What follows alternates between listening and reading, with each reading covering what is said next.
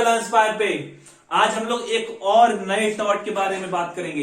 Nuisance के बारे में बात करेंगे। न्यूसेंस जो बोलना चाहो, जैसे बोलना चाहो, but let's discuss what the topic is. Let's discuss इसकी पेक्युलियरिटीज क्या है, इसके केस लॉस क्या है, इसका डिवीजन कैसे होता है, पब्लिक न्यूसेंस क्या होता है, प्राइवेट न्यूसेंस क्या होता है। आज इस वीडियो में सारी चीजें कवर करेंगे। इसके बाद हम लोग आज ही देख लेंगे कि इसमें डिफरेंसेस कौन से लाई करते हैं, इफेक्चुअल डिफरेंसेस क्या होते हैं, इनइफेक्चुअल डिफरेंसेस क्या होते हैं, सब कुछ कवर करेंगे। सो न्यूसेंस की बात करें अगर हम लोग दोस्तों, तो समझ में आता है कि देखो किसी तरह की किसी को प्रॉब्लम क्रिएट करी जा रही है। अच्छा जी, कहां क्रिएट करी जा रही है? With the use of enjoyment of land of property. ठीक है, अच्छा जी, तो क्या कहते हैं न्यूसेंस के बारे में कि अनलॉफुल इंटरफेरेंस होना चाहिए। ठीक है, with persons use or enjoyment of land or some right over in connection with it.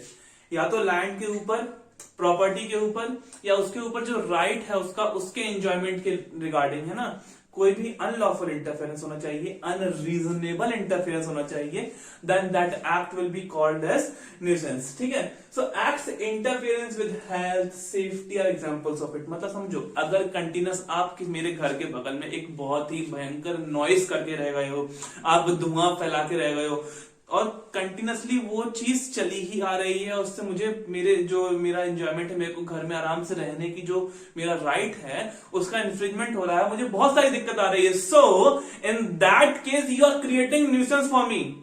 समझ में आ रही है बात? क्लियर हो रहा है? तो चलो बात करते हैं कि ट्रेसपास और न्यूसेंस में क्या अंतर है। ट्रेसपास भी इंजॉयमेंट ऑफ लैंड के में इंटरफेरेंस के बारे में बात है, लेकिन यहां पे डायरेक्ट इंटरफेरेंस होता है ट्रेसपास में, और न्यूसेंस में इनडायरेक्ट इंटरफेरेंस होता है। कैसे सर? देखो, अगर मैं बात करूं कि मैं तुम्हारे लैंड पे आके एक प्लांट उगा दूं और तुम्हारे एरिया को ऑक्युपाई कर लूं, sir I am doing trespass to your land. But on the other hand अगर मेरे लैंड पे उगा हुआ पेड़ की डालियां तुम्हारे लैंड पे आ गई और तुम्हें उस जगह पे तुम्हारे उस एरिया को एंजॉय करने का जो डिफिकल्टी आई तुम्हें, तो वो कॉन्सिक्वेंशियल था, वो डायरेक्ट नहीं था। समझ में आ रहा है ना? So that's the difference between trespass and nuisance. That is we are talking about the direct and consequential difference. और देखिए दूसरी बात है, पोजेशन के साथ होता है ट्रेसपास में आपको इंफ्रिंजमेंट, और दूसरा एंजॉयमेंट होता है क्या कहते हैं अपना न्यूसेंस में इंफ्रिंजमेंट। समझने की कोशिश करो। देखो, when I am directly interfering with your land, so I am basically interfering with the possession of the land, that is for sure. But in case of nuisance अगर हम बात करें कि किस तरह का इंटरफेरेंस होगा, तो that is with the enjoyment of that particular right और पर्टिकुलर लैंड। तो समझ में आ रहा है? तो ये भी दूसरा डिफरेंस हो गया। सो ये दो पॉइंट हम लोग क्लियर करके चलते हैं जब हम लोग बात करते हैं एक तरफ ट्रेसपास की और दूसरी तरफ न्यूसेंस की। ठीक है, next point, kinds of nuisance. Public nuisance, private nuisance. समझने की कोशिश करते हैं क्या है। देखो, पब्लिक न्यूसेंस अपने आप में एक टॉर्ट नहीं माना जाता है। क्यों? पब्लिक न्यूसेंस में आप जो न्यूसेंस क्रिएट करते हो वो एक लार्ज पब्लिक के लिए, लार्ज एक बड़ी जनता के लिए है ना, होता है। बड़ी जनता बहुत बड़ी, लेकिन एक पर्टिकुलर इंडिविजुअल को कोई ऐसा कोई हार्म नहीं हो रहा है, डैमेज नहीं हो रहा है, बट एक significant amount of number of people को ये वो प्रॉब्लम आप क्रिएट कर रहे हैं, आपका एक्शन। ठीक है ना? तो वहां पे इस चीज को एक क्राइम कहा गया, ना कि tort.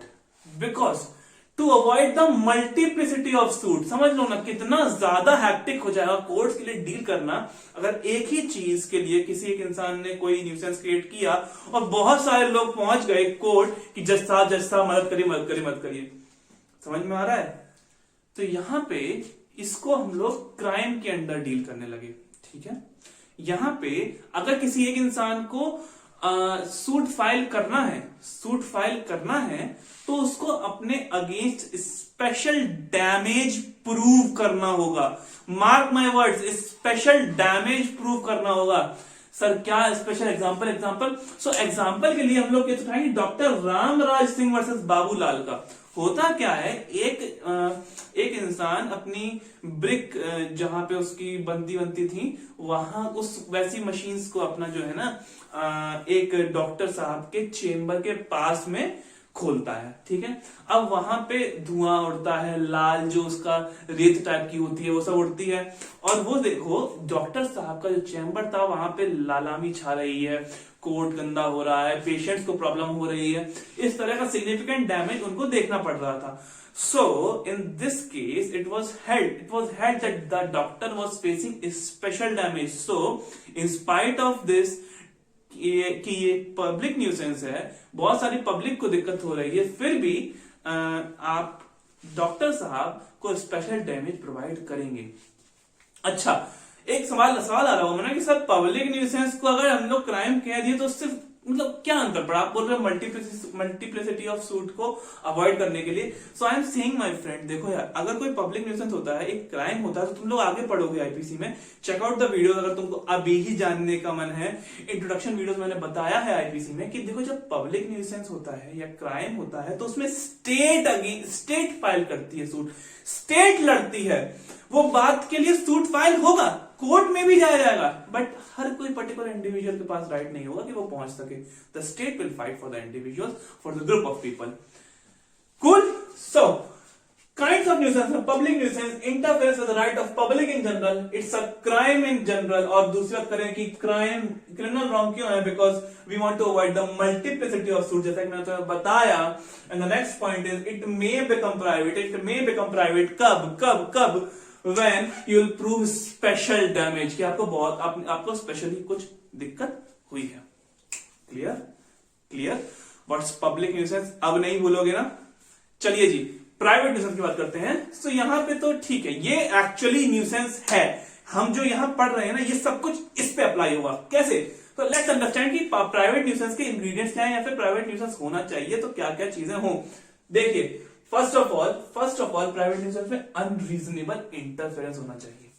Second of all, interference with the use of land होना चाहिए। थर्ड, डैमेज होना चाहिए। ठीक है, let's study them in detail. Unreasonable interference, देखो कई दफा हम चाहते नहीं है कि किसी के हम राइट को वो करें, इन्फ्रिंज करें राइट टू एंजॉयमेंट को, लेकिन sometimes it becomes reasonable, it becomes necessary कि हम ऐसा कोई एक्ट करें जिसकी वजह से वो न्यूसेंस क्रिएट हो। So in that case the dot of nuisance is not committed, but when the reasonable is altogether unreasonable, when the interference is altogether unreasonable, in that case only you'll have committed the dot of private nuisance.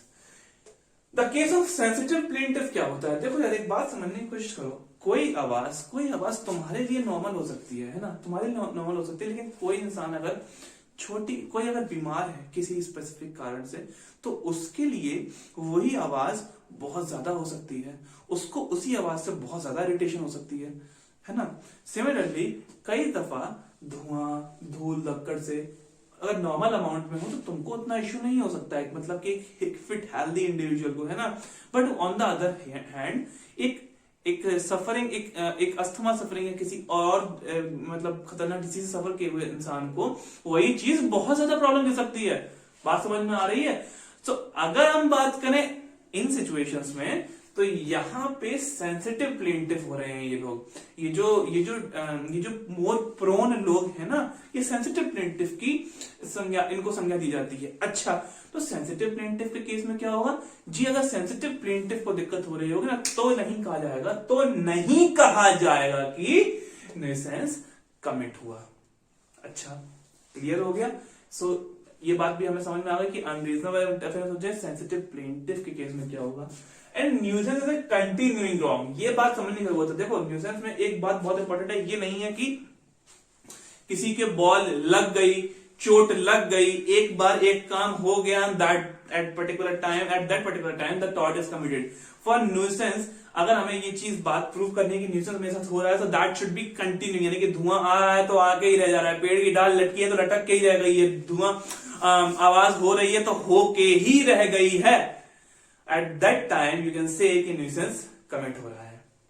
ठीक है, moving on to second point, interference with the use of land. दो चीजें आती हैं यहां पे। First is injury to property होगी, तब क्या होगा?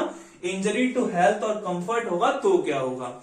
देखो, इंजरी टू प्रॉपर्टी में हम लोग कुछ राइट्स जो कि इनकॉर्पोरियल राइट्स हैं उनके साथ, जो उनके एंजॉयमेंट के साथ जो इंटरफेरेंस होता है उसके बारे में बात करते हैं।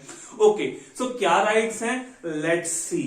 फर्स्ट ऑफ ऑल, अगर right to support of land और बिल्डिंग की बात करते हैं, देखो किसी भी, जहां भी कोई भी लैंड होता है तो इट्स अ नेचुरल राइट कि उसके नेबर्स से उसको सपोर्ट करने का इंसान के पास होता है। सो if you are interfering with that right of support from neighbors, then you are committing a nuisance against me. So ये point ध्यान रखना। Next is right to support by grant और prescription। अगर हम लोग ये चीज भी कर सकते हैं कि easement act के अंदर ये चीज, इन चीजों के बारे में दिया गया है हाल फिलहाल के लिए। I would say कि इसमें ज्यादा डीप जाने की जरूरत नहीं है। This is a point which is to mention, so I told you. Next is right to light and air. देखो, right to light and air में अगर हम बात करते हैं तो मेरे घर पे जो रोशनी सूरज की है, हवा जो पास होती है, उसके ऑब्स्ट्रक्शन में अगर आप कुछ क्रिएट करते हो तो, और मेरे को सब्सटेंशियल लॉस होता है to the right light and air which I am receiving, then you are committing an nuisance against me. But remember, substantial loss must be visible. इतना होना चाहिए, थोड़ा मोड़ा छोटा मोटा ये सब चीजें कोर्ट नहीं कंसिडर करेगी। ओके, सो नेक्स्ट पॉइंट, अगर हम बात करें right injury to comfort and health के बारे में, तो इंजरी टू कंफर्ट और हेल्थ में अगर हम देखते हैं तो यहां पे भी सेम पॉइंट है। जो सब्सटेंशियल लॉस, सब्सटेंशियल डैमेज है ना, वो होना चाहिए और वो कोर्ट शो कर पाए। ये बहुत इंपॉर्टेंट है। देखो, de minimis non curat lex, that is a court will not address minute or trifling matters. Court will not address, अगर आप छोटी मोटी चीजें लेके पहुंच जाओगे ना कि भाई इन्होंने ये कर दिया वो कर दिया, तो नहीं। Court will see that whether substantial damage to you has been committed through the action of that particular person. अगर आप ऐसा नहीं हो रहा है, so you will not be able to file a charge of nuisance against that particular person. ठीक है जी। So that's the point, substantial interference with the comfort and convenience must be there. ठीक है, तो next point, damage. Third point, private nuisance का third point है damage. सो damage से clear समझ में आ रहा है कि भले ही कुछ भी होता रहे, न्यूसेंस या फिर कोई भी टॉर्ट में क्या होता है, किसी भी इंसान को डैमेज फेस करना होता है। किसी भी इंसान कोई ना कोई तो इंजरी होती है, कोई ना कोई दिक्कत होती है, जिसके आप परिणाम स्वरूप पे करते हैं या फिर कंपनसेशन देते हैं, डैमेज पे करते हैं। बात समझ में आ रही है? सो डैमेज पे करते हैं। यहाँ पे ये चीज बहुत इंपॉर्टेंट है कि डैमेज हो। So that is specifically mentioned in the thought of nuisance. Okay sir, तो यहाँ पे आप ये क्या लिख रहे हो? न्यूसेंस ऑन हाईवेज और प्रोजेक्शंस की अगर हम बात करें तो ये इसी के अंदर आता है। क्या न्यूसेंस ऑन हाईवेज? देखो, अगर किसी तरह से हम हाईवे पे ऑब्स्ट्रक्शन करते हैं, हाईवे के पाथ में ऑब्स्ट्रक्शन करते हैं, भले ही वो पार्शियल ऑब्स्ट्रक्शन हो, फिर भी हम मानते हैं कि न्यूसेंस का टॉर्ट कमिट होता है। द पॉइंट बीइंग दैट कि वो ऑब्स्ट्रक्शन अनरीजनेबल होना चाहिए। नहीं समझ में आया सर? एक सजेशन दूंगा, द्वारा वर्सेस मैन्सफील्ड का केस पढ़ के आओ। यहां पे ये ऑब्स्ट्रक्शन होता है बट अनरीजनेबल नहीं होता है। क्या होता है, कैसे होता है? सुनो, पोटैटो को सेल करने का जो लाइसेंस था वो एक शॉपकीपर को मिलता है गवर्नमेंट से, और उस एरिया में और किसी पे नहीं है, और वो 1 किलो या एक पर्टिकुलर अमाउंट थी उसको ही सेल करता है एक बार में एक आदमी को। तो जो लोग थे वो उसकी दुकान पे खरीदने के लिए बहुत सी भीड़ लगाते हैं, जिसकी वजह से वो भीड़ पहुंच के हाईवे तक भी पहुंच जाती है, लाइन की भीड़, और लोगों को ऑब्स्ट्रक्शन होता है हाईवे पे। तो यहाँ पे दैट दुकान वाला has not committed any nuisance because that was reasonable. समझ में आ रहा है? सो यहाँ पे कोर्ट ने हेल्ड किया। अच्छा, अब मैं तुमसे यहाँ पे एक क्वेश्चन रेज करता हूँ, क्या तुम्हें लगता है ये सही था, रीजनेबल था या नहीं था? That you tell me in the comment section. Moving to second point, that's projections. तो यहाँ पे कहा जाता है कि अनटिल अनलेस, जब तक कि कोई भी ऐसा प्रोजेक्शन हाईवे के पाथ में इंटरफेरेंस नहीं क्रिएट कर रहा है। मान लीजिए आपका ग्राउंड, आपका जो लैंड है वो हाईवे के जस्ट बगल में है, और वहां पे आपने एक पेड़ लगाया जिसकी डालियां हाईवे तक जा रही हैं, लेकिन वो हाईवे की जो मेन रोड है उससे सफिशिएंट ऊपर डिस्टेंस पे है, ठीक है ना? तो उस जगह पे क्या वो न्यूसेंस क्रिएट कर रहा है? अगर वो पाथ में ऑब्स्ट्रक्शन नहीं क्रिएट कर रहा है तो और कोई सब्सटेंशियल लॉस क्रिएट नहीं कर रहा है तो there is no obstruction, that is there is no nuisance. तो यहां पे कोर्ट ने सेम चीज कह दी नोबल वर्सेस हायसम के केस में। In that case the tort of nuisance has not been committed. The situation was same जो कि मैंने तुम्हें अभी बताई। ओके सर, समझ आ गया टॉर्ट ऑफ न्यूसेंस क्या होता है। अच्छा, डिफेंसेस तो जान लो। अगर हम कोई टॉर्ट कमिट करते हैं तो उससे स्वयं को बचने के कुछ उपाय भी तो होते हैं, है ना। कभी कभी तो ऐसे कुछ एक्सेप्शन सिचुएशन बनती हैं। सो लेट्स अंडरस्टैंड डिफेंसेस की बात करें तो प्रिस्क्रिप्टिव राइट और स्टैट्यूटरी अथॉरिटी, ये दो ऐसे डिफेंसेस हैं जिनको हम लोग न्यूसेंस के अंदर पढ़ते हैं। यानी कि अगर कोई ऐसी चीज है जो 20 सालों से ज्यादा से 20 साल या उससे ज्यादा से मैं कंटिन्यूअसली करते चला आ रहा हूं। मान लीजिए मेरी छोटी सी एक फैक्ट्री है या दुकान है, या मान लीजिए जहां पे छोटा मोटी आवाज होती है और या फिर कुछ स्मेल आती है, वो मैं 20 साल से उसी जगह पे कंटिन्यूअसली करते चला आ रहा हूं। तो अब 20 साल के बाद आई हैव गॉट दैट राइट कि मैं अब ये कंटिन्यूअसली कर सकूं। भले ही अब आपको प्रॉब्लम होने लगे तो भी आप मेरे अगेंस्ट कुछ नहीं कर सकते। I have got the prescriptive right to commit that nuisance. Clear? So this is point 1। The point 2 is statutory authority. आप लोग कितने बार ही पढ़ा चुका हूं, कितने बार स्टैट्यूटरी अथॉरिटी, अगर कोई चीज स्टैट्यूट के अंदर कमिट की जा रही है तो वो कंप्लीट डिफेंस जैसे कि हमेशा होता है, यहां भी होगा। क्लियर हो गया? सो न्यूसेंस के चैप्टर में इतना ही। सारी चीजें एक बार फिर से देख लो। न्यूसेंस पढ़ा हम लोगों ने, डेफिनेशन देखी, ट्रेसपास और न्यूसेंस के बीच में अंतर देखा, काइंड्स ऑफ न्यूसेंस देखा, पब्लिक न्यूसेंस क्या होता है, इसके अंदर स्पेशल डैमेज की बात देखी, प्राइवेट न्यूसेंस क्या होता है, इसके अंदर सेंसिटिव प्लेंटिफ की बात देखी, फिर हम लोगों ने इसके इंग्रेडिएंट्स देखे ABC, इसके अंतर्गत क्या होता है, injury to property, injury to comfort और हेल्थ, ये देखा, पूरा टॉपिक को खत्म किया। Then we move down to defences. Defences में हमने फर्स्ट देखा prescriptive right, then we have seen the statutory authority. अगर कोई इसके बावजूद डाउट रह गया तो I am waiting for your questions in the comment section. Please do post them. और अगर वीडियो पसंद आई हो दोस्तों तो प्लीज लाइक करना, सब्सक्राइब करना, शेयर करना, और हाँ, मजे तो करते ही रहना।